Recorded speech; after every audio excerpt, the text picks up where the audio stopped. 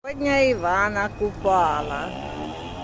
Смотрите, какой букетище уже цветов, травы у Ленчика. Да, у меня чуть меньше. У Анны чуть больше от меня, да. Срывайте.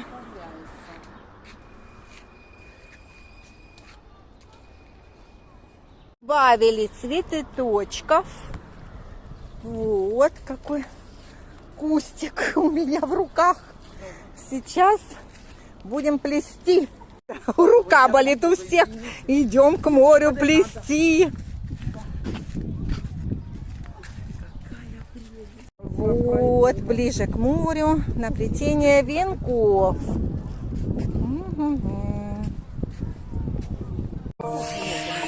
Она, ой, накупала.